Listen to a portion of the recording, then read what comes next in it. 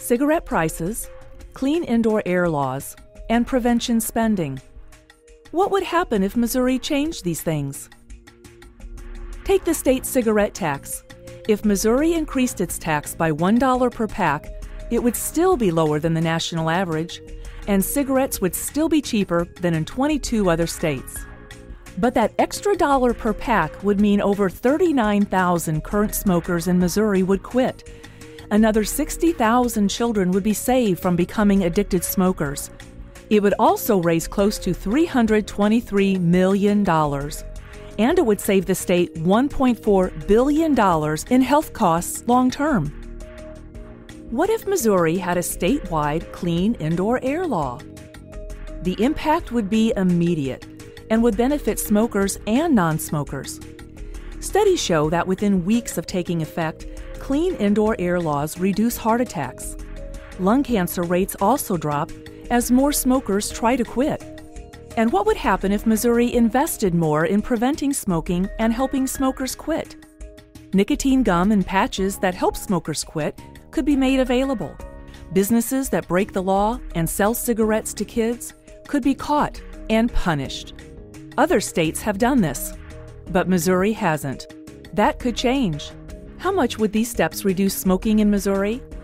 Going back to 1985, 28% of Missouri adults smoked, the same rate as Hawaii, Iowa, Massachusetts, and New Jersey.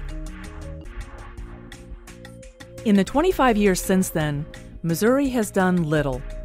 It raised the cigarette tax once, but only by 4 cents per pack. It has not passed a statewide clean indoor air law and spends just 21 cents per person on smoking prevention. The result? Little change in smoking rates for a quarter century. During the same time period, Iowa raised cigarette taxes by $1.18 per pack. It enacted a statewide clean indoor air law and spends $2.58 per person on smoking prevention. As a result, its smoking rate has dropped by 42%. Massachusetts increased its cigarette tax by $2.25 per pack, adopted a statewide no-smoking policy, and spends $1.59 per person on smoking prevention.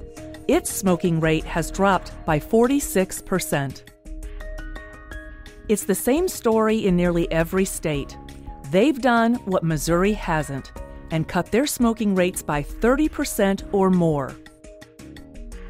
And the gap between Missouri and these other states isn't just numbers on a chart, it's real people. Hundreds of thousands of people in Missouri who are smoking and dying from smoking, but don't have to. For Missouri, the problem is great, but the solutions are known. They've worked in neighboring states and across the country, in red states and blue states, even states that grow tobacco. If Missouri wants to change its path, it can.